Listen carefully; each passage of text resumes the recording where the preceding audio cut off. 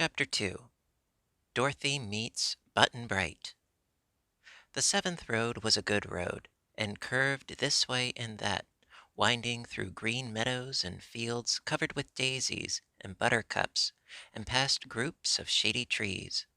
There were no houses of any sort to be seen, and for some distance they met with no living creature at all. Dorothy began to fear that they were getting a good way from the farmhouse, since here everything was strange to her.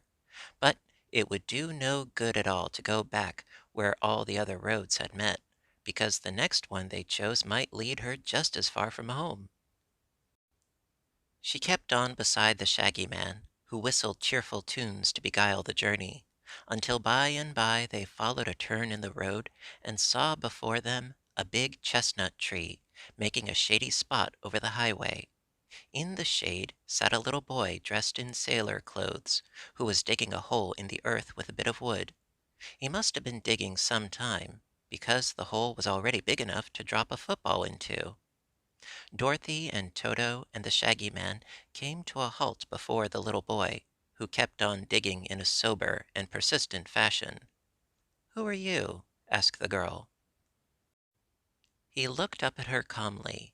His face was round and chubby, and his eyes were big, blue, and earnest. "I'm Button Bright," said he. "But what's your real name?" she inquired. "Button Bright." "That isn't a really truly name," she exclaimed. "Isn't it?" he asked, still digging. "Course not. It's just a thing to call you by. You must have a name." "Must I?" "To be sure. What does your mamma call you?" He paused in his digging and tried to think. "Papa always said I was bright as a button, so mamma always called me Button Bright," he said. "What's your papa's name?" "Just Papa." "What else?" "Don't know." "Never mind," said the Shaggy Man, smiling. "We'll call the boy Button Bright, as his mamma does. That name is as good as any, and better than some." Dorothy watched the boy dig.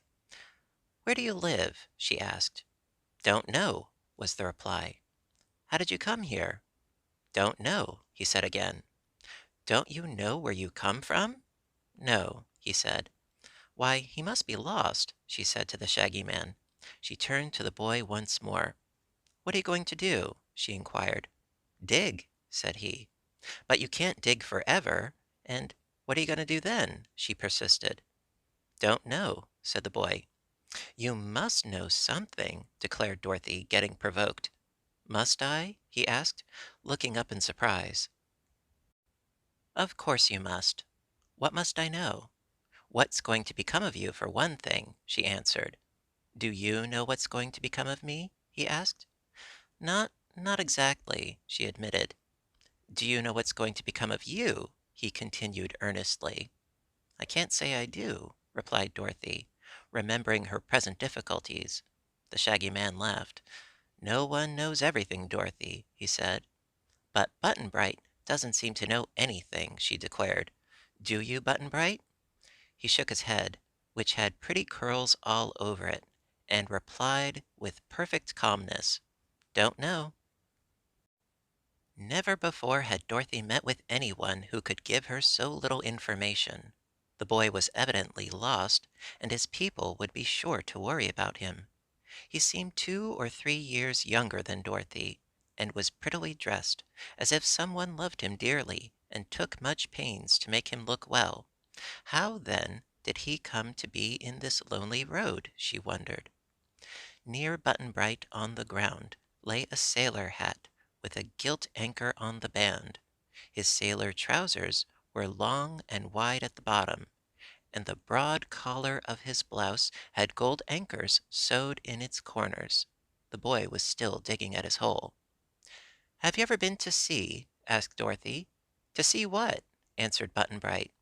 "I mean, have you ever been where there's water?" "Yes," said Button Bright.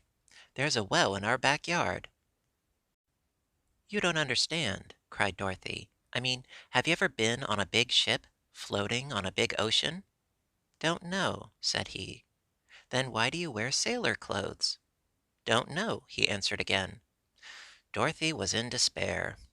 You're just awful stupid, Button Bright, she said. Am I? He asked. Yes, you are. Why? Looking up at her with big eyes. She was going to say, don't know, but stopped herself in time. That's for you to answer, she replied. It's no use asking Button Bright questions, said the Shaggy Man, who had been eating another apple. But someone ought to take care of the poor little chap, don't you think? So he'd better come along with us. Toto had been looking with great curiosity into the hole which the boy was digging, and growing more and more excited every minute, perhaps thinking that Button Bright was after some wild animal. The little dog began barking loudly and jumped into the hole himself, where he began to dig with his tiny paws, making the earth fly in all directions. It spattered over the boy. Dorothy seized him and raised him to his feet, brushing his clothes with her hand. "Stop that, Toto," she called.